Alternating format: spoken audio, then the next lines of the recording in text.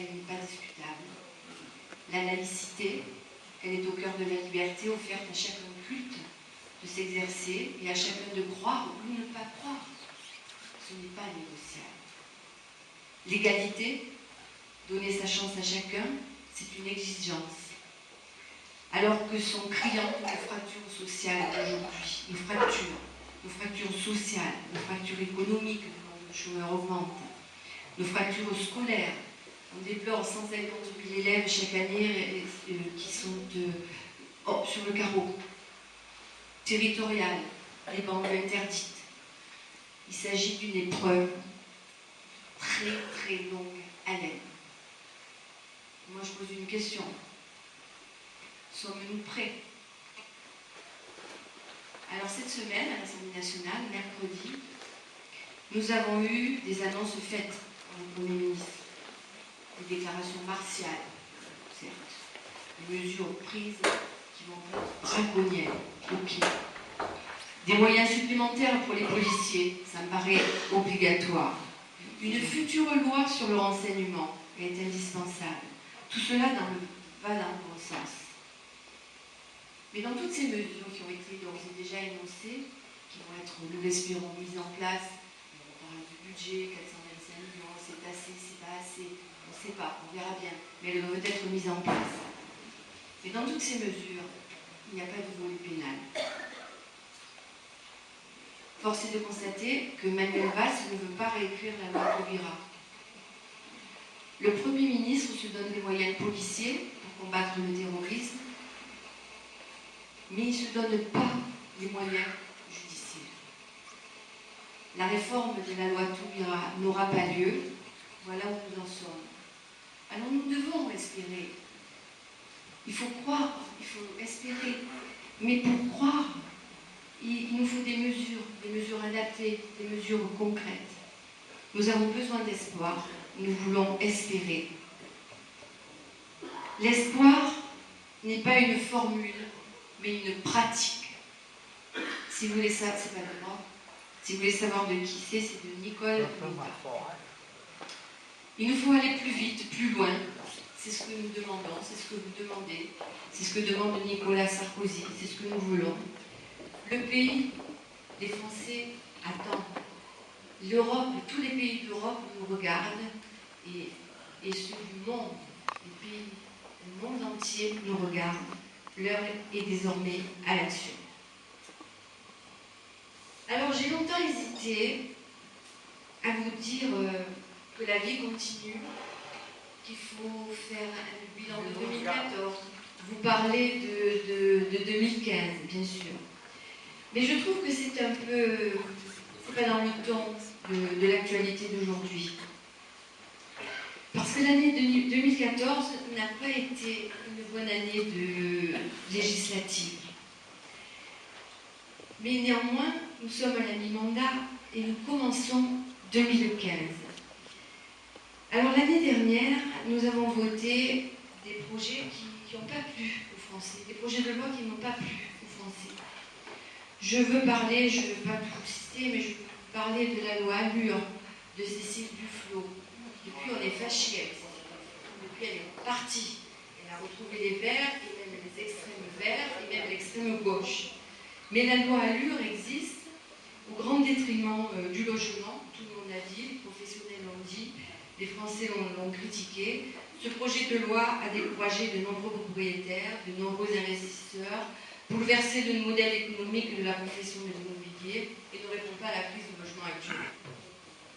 Et il a en outre, et ce n'est pas les maires derrière moi qui vont me contredire, il a en outre réduit considérablement les moyens des maires en matière d'urbanisme. Et puis en juillet dernier, on a eu la loi de Mme Taubira. Cette loi consistait uniquement à vider les prisons. L'opposition, c'est nous. On n'a rien pu faire contre ce projet de loi laxiste qui finalement a été voté. Et même il y avait des frondeurs appelés, mais la loi a été votée. Et puis récemment, j'y reviendrai peut-être un peu plus tard, ce fut le cas du projet relatif à la délimitation des régions, aux élections régionales, aux élections départementales, la modification du calendrier électoral, tout ça sans logique. Alors il nous reste évidemment 2 ans, le mandat n'est pas terminé, il nous reste 2 ans. Nous allons continuer à être ce que nous sommes. Vous savez que vous pouvez compter sur moi. Le travail ne nous fait pas peur, nous serons là. Et néanmoins, le calendrier législatif va être très chargé. D'ores et déjà, de textes très importants nous attendent. Vous en avez entendu parler. Le projet de loi relatif à la simplification des entreprises, le fameux choc de simplification. Ça va arriver. Viendront ensuite le projet de loi portant nouvelle organisation territoriale de la République, le projet de loi relatif à la transition énergétique pour la croissance verte, c'est Ségolène Royal, le projet de loi relatif à la santé, Marisol Touraine, et d'ores et déjà, cette loi qu'on n'a pas encore étudiée, qui n'est pas encore sortie, qui n'est pas encore à l'Assemblée nationale, est d'ores et déjà très chahutée par les médecins, vous le savez tous, qui sont en grève. Mais en ce moment, ce qui nous occupe, c'est le projet de loi Macron sur la croissance et l'activité. Alors, il a été adopté en commission de travail, débattu toute cette semaine, et nous allons avoir certainement le vote mardi. De l'aveu même de Jean-Christophe Cambadélis, ce projet de loi est un texte fourre-tout, traitant de manière décousue à la fois les professions juridiques réglementées. Vous savez, le droit du temps, les avocats sont en grève, le barreau se plaint, j'en arrive, et croyez-moi que le bachelier du tribunal de grande instance de Draguignan est très remonté au nom de tous les avocats. Donc cette loi ne convient pas du tout. Elle ne convient pas du tout non plus aux huissiers, aux notaires. Toutes les professions liées au juridique sont touchées par cette loi. On veut tout niveler et c'est vrai que ça pose beaucoup de problèmes. Dans cette loi, il y a l'ouverture des commerces du dimanche et en soirée, de la justice prud'homale, eux aussi qui sont touchés, du développement des transports en autocar, de l'épargne salariale, de l'ouverture du capital des sociétés à participation publique. Vous comprenez que dans cette loi, on y a mis beaucoup de choses. Ce texte fait l'objet de nombreuses polémiques. Et quant au passage du texte à l'Assemblée, on nous le fait passer en force. C'est comme ça, parce qu'il faut aller vite et le débat parlementaire est tronqué. Donc voilà où nous en sommes. Si nous avons le vote mardi, évidemment, moi je fais partie des députés qui ne le voteront pas, mais pour autant le texte sera voté. Les huissiers, les notaires, tout le monde est dans la rue, mais mardi, le texte sera voté.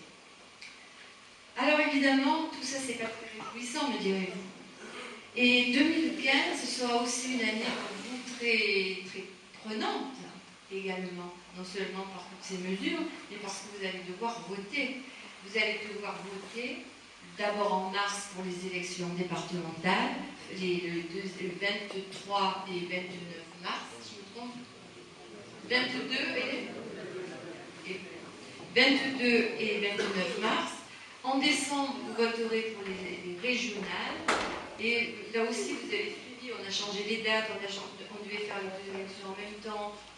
Tout est changé. Donc, on marche un peu, comment dit-on, on navigue à vue. Donc, on a tout modifié et on en est là. Donc, votre première élection sera le 22, je ne me ferai jamais, et le 29. Donc, nous allons voter. Je vous dis un mot sur cette élection, parce qu'elle est très particulière. Vous n'avez jamais voté comme ça pour ce qu'on appelait avant les cantonales. Maintenant, ça s'appelle les départementales. Ça, c'est assez logique, je trouve. Les cantons ont changé. L'idée, c'était de diviser par 2 le nombre des conseillers généraux élus en France. Un exemple, le Var, 43 cantons. On divise par 2, on en trouve 23.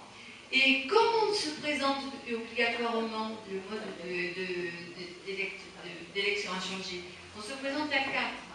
2 titulaires, 2 suppléants, un homme titulaire, un homme suppléant Léon